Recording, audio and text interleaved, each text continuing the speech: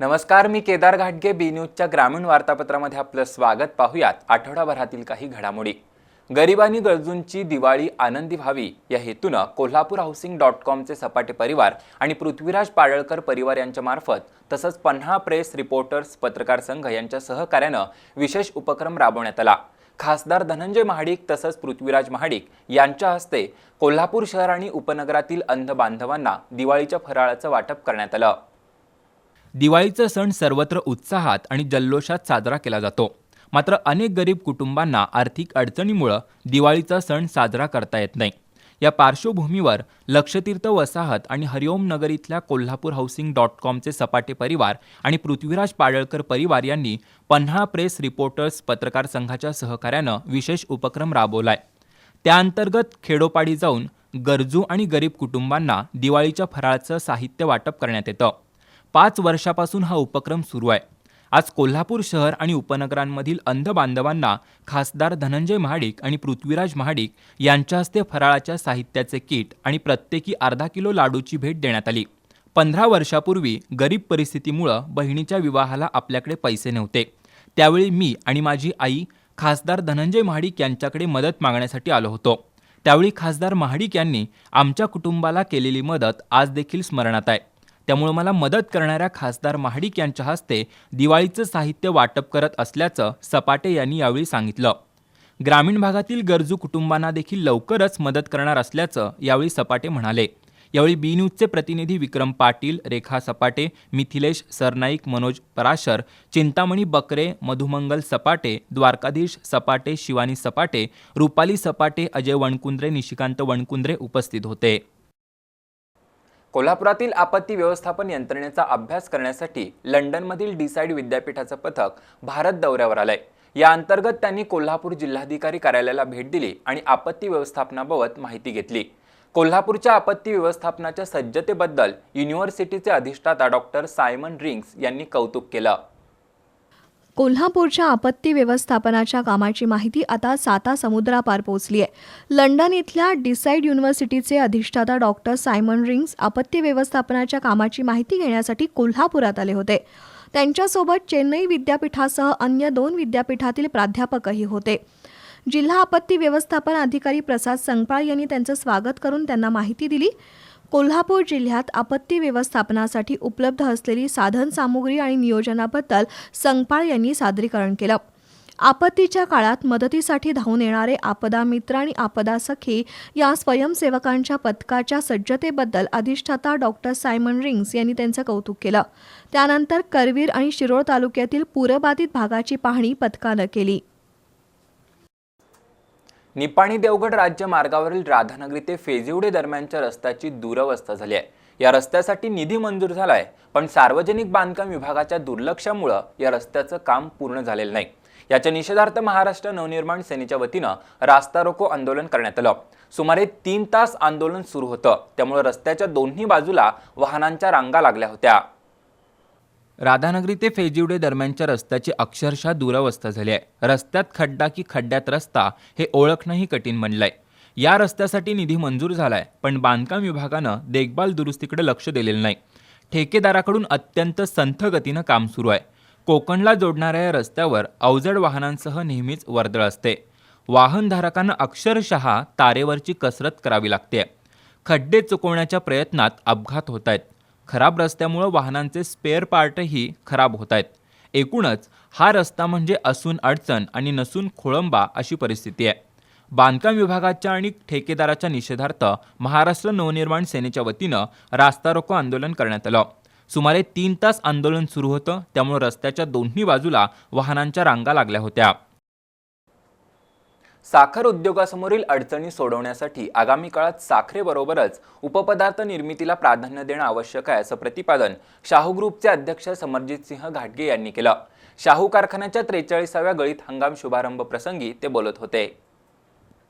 कागल तालुक्यातील शाहू सहकारी साखर कारखान्याच्या 43व्या गळीत हंगामाचा शुभारंभ नुकताच झाला. शाहू ग्रुपचे अध्यक्ष समरजितसिंह घाटगे यांच्या हस्ते गव्हाणीत ऊसाची मुळी टाकण्यात आली. यावेळी कारखान्याचे उपाध्यक्ष अमरसिंह घोरपडे, कार्यकारी संचालक जितेंद्र चव्हाण यांच्यासह मान्यवर उपस्थित होते.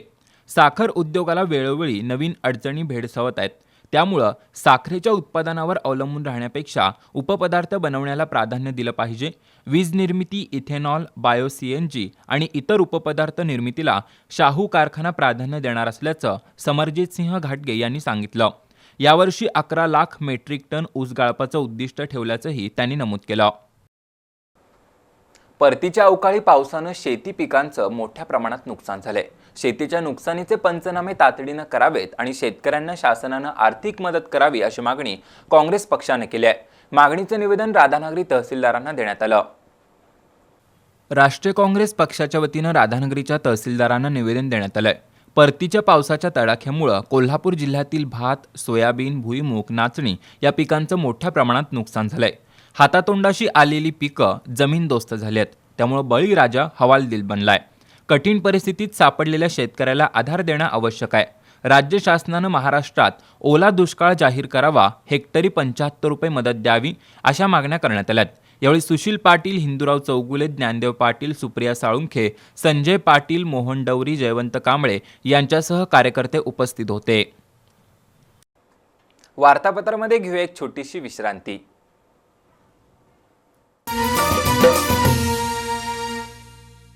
गुणवत्ता, दर्जा आणि विश्वास यांच्या त्रिवेणी संगमातून तयार होणारे वैशिष्ट्यपूर्ण कट अँड बेंड तंत्रज्ञानानं तयार होणारे 24 मीटर पर्यंतचे अखंड बार्स महालक्ष्मी TMT बार्स. भक्कमतेला, विश्वासाची मजबूतीला युगायुगांची साथ सदा मिळते.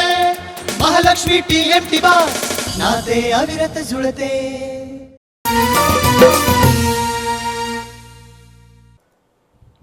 वार्तापत्राच्या या भागात आपलं स्वागत. करवीर तालुक्यातील कोपारडे इथल्या शेतकऱ्यांना कोल्हापुरातून YSRA हे भाताचं संकरित बियाणं खरेदी केलं होतं. 1 एकर जमिनीत भाताची लागण करण्यात आली, पण या भाताच्या लोंबामध्ये धान्य तयार झालेलं नाही. त्यामुळे संबंधित शेतकऱ्याचं सुमारे 50,000 रुपयांचं नुकसान झालंय. करवीर तालुक्यातील कोपारडे इथल्या हरी पाटील आणि रामचंद्र पाटील यांनी मे महिन्यात YSR हे संकरित भात बियाणं कोल्हापुरातील दुकानातून खरेदी केलं होतं. या भाताचा तरवा टाकण्यात आला. त्यानंतर जून महिन्यात 1 एकर जमीन क्षेत्रात भात रोप लागण करण्यात आली. पोटरीच्या अवस्थेत असताना पिकाची उंची कमी दिसत होती. त्यामुळे संबंधित शेतकऱ्यानं बियाणं खरेदी केलेल्या दुकानदाराकडे चौकशी केली, पण त्यांच्याकडून प्रतिसाद मिळाला नाही. त्यामुळे शेतकऱ्यानं तालुका आणि जिल्हा कृषी अधिकाऱ्यांकडे तक्रार केली. अधिकाऱ्यांनी भात क्षेत्राची पाहणी करून पंचनामा केला. 1 एकर भात लागवडीसाठी 10,000 रुपये, मजुरीचे 7,000, खतं औषधं फवारणीसाठी 35,000 ते 40,000 रुपये खर्च झालाय. गेल्या वर्षी 1 एकरामध्ये पाटील यांनी सुमारे 50 पोती भात उत्पादन घेतलं होतं. यावर्षी 8 ते 10 पोती सुद्धा होणार नाहीत अशी स्थिती आहे. भाताच्या लोंबामध्ये धान्य तयार झालेलं नाही, शिवाय भात पीक करपून गेलंय. बियाणाच्या बाबतीत शेतकऱ्याची फसवणूक झाली आहे. करवीर तालुक्यातील गडमुडशिंगे ते गांधीनगर आणि तावडे हॉटेल ते चिंचवाड पर्यंतच्या मार्गावरील अतिक्रमणं हटवावीत अशी मागणी रिपब्लिकन पार्टी ऑफ इंडियाच्या युवक आघाडीनं केली आहे. या मागणीकडे लक्ष वेधण्यासाठी गांधीनगर इथल्या गणेश चित्र मंदिराजवळ रास्ता रोको आंदोलन करण्यात आलं. करवीर तालुक्यातील गडमुडशिंगे ते गांधीनगर दरम्यानच्या ओढ्यावर अतिक्रमणं वाढली आहेत. शिवाय तावडे हॉटेल ते चिंचवाड पर्यंतच्या रस्त्यावरही व्यापारी वर्गानं अतिक्रमण केली आहेत. अतिक्रमणामुळे पाण्याचा निचरा होण्याच्या मार्गात अडथळा निर्माण झालाय. सार्वजनिक बांधकाम विभाग आणि ग्रामपंचायतीने या प्रश्नाकडे दुर्लक्ष केले. त्याच्या निषेधार्थ RPI युवक आघाडीच्या वतीनं गांधीनगर इथल्या गणेश चित्र मंदिर समोर रास्ता रोको आंदोलन करण्यात आलं. सुमारे तासभर आंदोलन सुरू होतं. प्रशासनाच्या निषेधार्थ जोरदार घोषणा देण्यात आल्या. बांधकाम विभागाचे उपअभियंता आंदोलनस्थळी आले पाहिजेत अशी जोरदार मागणी करण्यात आली. त्यानंतर शाखा अभियंता परशुराम नंदीवाले यांना निवेदन देण्यात आलं. आंदोलनात युवक आघाडीचे जिल्हाध्यक्ष अविनाश शिंदे, अमर कांबळे, नितीन कांबळे, संस्कार कोठावळे, सुभाष कांबळे, दयानंद कुरणे उपस्थित होते. देशभरातील असंघटित क्षेत्रातील 60 लाखाहून अधिक पेन्शनरांच्या मागण्यांकडे लक्ष वेधण्यासाठी 6 आणि 7 नोव्हेंबर रोजी नवी दिल्लीत देशव्यापी ठिय्या आंदोलन करण्यात येणार आहे. त्यामध्ये कोल्हापूर जिल्ह्यातील पेन्शनधारकांनी मोठ्या संख्येनं सहभागी होण्याचा निर्धार करण्यात आला. याबाबतची बैठक नुकतीच पार पडली. कोल्हापूर जिल्हा सेवानिवृत्त पेन्शनर संघटनेची बैठक कोल्हापुरात पार पडली. बैठकीच्या अध्यक्षस्थानी संघटनेचे जिल्हाध्यक्ष शामराव मोरे होते. प्रारंभी राष्ट्रीय सदस्य शिवाजीराव देसावळे यांनी बैठकीचा हेतू स्पष्ट केला. कोल्हापूरसह संपूर्ण देशात असंघटित क्षेत्रातील 60 लाख पेन्शनधारक आपल्या विविध मागण्यांसाठी संघर्ष करत आहेत. यामध्ये सन 1995 मधील EPS पेन्शनधारकांचाही समावेश आहे. बहुतांश पेन्शनधारकांना त्यांच्या आस्थापनाकडून 1,000 ते 7,500 रुपये पेन्शन मिळते. ही पेन्शन तुटपुंजी आहे. याचबरोबर एखाद्या पेन्शनधारकाचा मृत्यू झाल्यास पेन्शनमध्ये कपात करून त्याच्या पत्नीला 50% पेन्शन मिळते. हा नियम सुद्धा बदलणं गरजेचं आहे असं देसावळे यांनी स्पष्ट केलं. या मागण्यांकडे शासनाचं लक्ष वेधण्यासाठी नवी दिल्लीतील रामलीला मैदानावर 7 नोव्हेंबर तर जंतर मंतर मैदानावर 8 नोव्हेंबर रोजी ठिय्या आंदोलन करण्याचा निर्णय घेण्यात आलाय. त्यामध्ये जिल्ह्यातील पेन्शनधारक मोठ्या संख्येनं सहभागी होतील असंही निश्चित करण्यात आलंय. बैठकीला भीमराव डोंगरे, पुंडलिक पांडे, AB पाटील यांच्यासह पेन्शनधारक सहभागी झाले होते. फये ग्रामपंचायतीच्या सरपंच पदासाठी अटीतटीने निवडणूक झाली. या निवडणुकीत आमदार प्रकाश आबिटकर गटाच्या नकुताई धुरे यांनी बाजी मारली. सदस्यांच्या 7 जागांपैकी राष्ट्रवादी काँग्रेसला 4 तर आमदार आबिटकर आणि भाजपच्या राहुल देसाई गटाला उर्वरित जागांवर समाधान मानावं लागलं. बुदरगड तालुक्यातील फये ग्रामपंचायतीच्या सरपंच आणि 7 सदस्य पदांसाठी अटीतटीने निवडणूक झाली. आमदार प्रकाश आबिटकर आणि राहुल देसाई यांच्या नेतृत्वाखाली सातेरी देवी शेतकरी विकास आघाडी तर विरुद्ध राष्ट्रवादी काँग्रेस अशी लढत झाली. 953 मतदारांपैकी 877 मतदारांनी मतदानाचा हक्क बजावला. या निवडणुकीची मतमोजणी जाहीर झाली. सरपंच पदाच्या निवडणुकीत 446 मतं घेऊन आमदार प्रकाश आबिटकर गटाच्या नकुताई साताप्पा धुरे विजयी झाल्या. आबिटकर देसाई गटाला सदस्यपदाच्या 3 जागा मिळाल्या तर राष्ट्रवादी काँग्रेसनं 4 जागा मिळवल्यात. निकाल जाहीर झाल्यानंतर विजयी उमेदवारांच्या समर्थकांनी जल्लोष केला. आणखीन काही बातम्यांसह भेटूया वार्तापत्राच्या अखेरच्या भागात.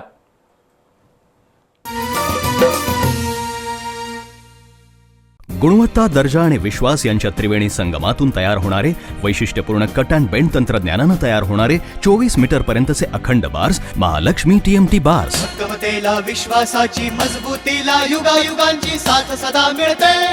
महालक्ष्मी TMT बार्स नाते अविरत जुळते.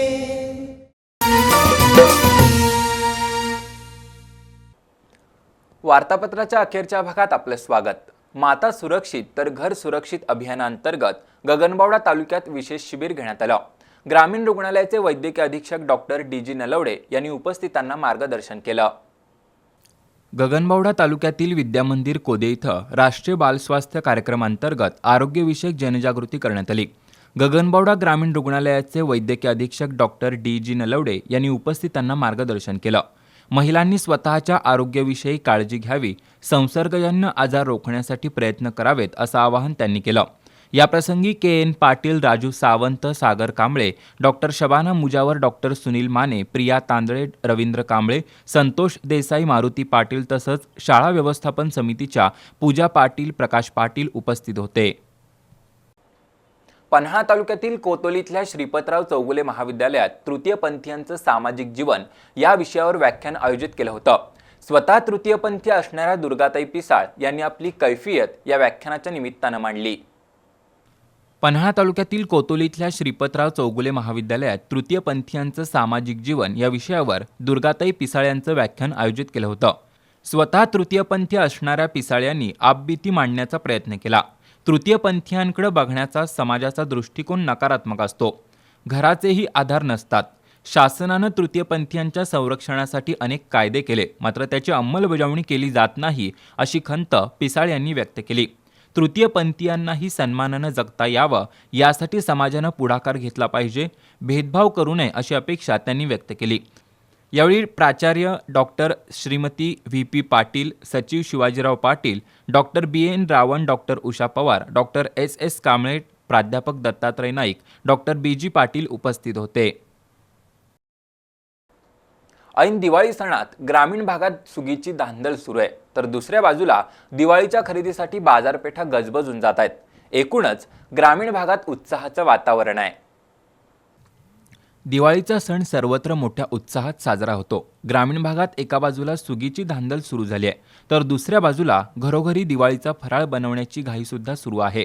मुलांना कपडे घेण्यासाठी आणि आकाशकंदील तसंच सजावटीसाठी विद्युत माळा खरेदी करण्याकडेही कल आहे.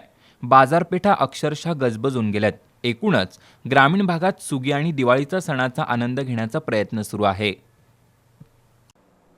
एखाद्या मयत व्यक्तीच्या वारसा नोंदीसाठी पोलीस पाटील आणि लोकप्रतिनिधींच्या दाखल्याची अट रद्द करण्याची मागणी लोककल्याण ग्राहक संरक्षण संस्थेने केली आहे. इचलकरंजीतील प्रांताधिकारी डॉक्टर विकास खरात यांच्याशी याबद्दल चर्चा झाली. एखाद्या व्यक्तीचा मृत्यू झाल्यावर त्याच्या पश्चात वारस म्हणून नाव नोंदवायचं असेल किंवा मिळकतीला नाव लावायचं असेल तर गाव कामगार तलाठ्यांकडे लेखी अर्ज द्यावा लागतो. त्यावेळी कार्यकारी दंडाधिकाऱ्यांसमोर प्रतिज्ञापत्रही केलं जातं. परंतु संबंधित तलाठी वारस नोंदीसाठी लोकप्रतिनिधींकडून पत्र आणण्यास सांगतात, तर पोलीस पाटील शेजारील व्यक्तींच्या ओळखपत्रांची मागणी करतात. त्यातून वेळेचं अपव्यय आणि आर्थिक नुकसान होऊन वारस नोंदणीत अडचणी येतात. वारस नोंद करताना कायद्यानुसार प्रतिज्ञापत्र दिलं जात असल्यानं पुन्हा इतरांच्या दाखल्यांची आवश्यकता काय, असा प्रश्न लोककल्याण ग्राहक संरक्षण संस्थेनं उपस्थित केलाय. त्यामुळं पोलीस पाटील किंवा लोकप्रतिनिधींकडून दाखला आणण्याची अट रद्द करावी अशी मागणी लोककल्याण ग्राहक संरक्षण संस्थेनं केली आहे. या मागणीबाबत प्रांताधिकारी डॉक्टर खरात यांच्याशी चर्चा करण्यात आली. यावेळी रीटा रॉड्रिक्स, रेश्मा सनदी, सुधाराणी कांबळे, गीता पाटील, पापालाल सनदी, रमेश कांबळे, विश्वास जाधव, भानुदास कोळी उपस्थित होते. याबरोबरच हे वार्तापत्र इथं संपलं. नमस्कार.